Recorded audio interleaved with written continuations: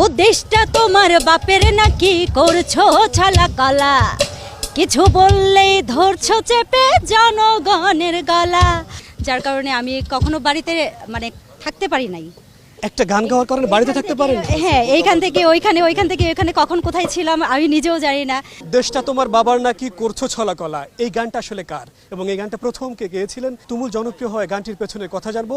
আমার সঙ্গে রয়েছেন সেই গানের আসল শিল্পী। আমরা জানতে চাই এই গানটার পেছনের কথা কি ছিল, প্রথম যখন হাতে পেয়েছিলেন তখন কি ভেবেছিলেন এবং ওই সময় তো পরিস্থিতি কঠিন ছিল। গানটি মূলত 2022 সালে লেখা হয়েছিল, যখন প্রথম আন্দোলন শুরু হয়।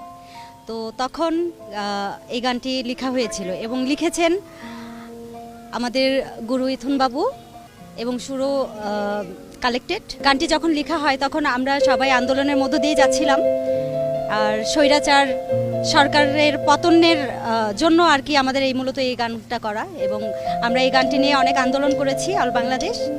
তো সেই সূত্র ধরেই আর কি গানটা করা। আর সাহসিকতার কথা যদি বলে থাকেন তাহলে সেক্ষেত্রে আমি অবশ্যই বলবো যে এর পেছনে আমাদের গুরু ইথুন বাবু এবং আমাদের পারিপার্শ্বিক সব বড় ভাইয়েরা ছিলেন।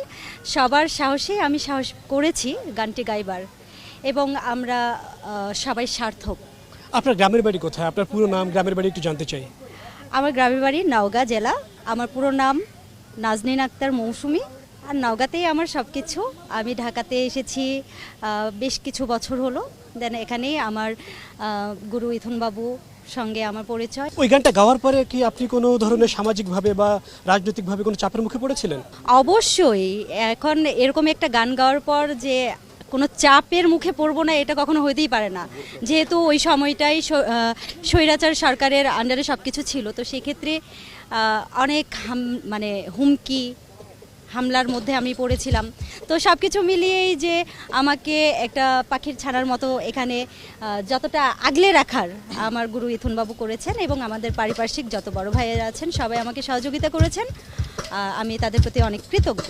আপনি বলছিলেন যে পাখির ছানার মতো আপনি এখান থেকে সেখানে ঘুরে বেড়াচ্ছিলেন, এক কথায় পালিয়ে বেড়াচ্ছিলেন। ওই সময় আরও কি হয়েছিল আপনার পারিবারিকভাবে? মা বাবা কত টেনশনে ছিলেন, সেই দিনগুলোর কথা একটু জানতে চাই।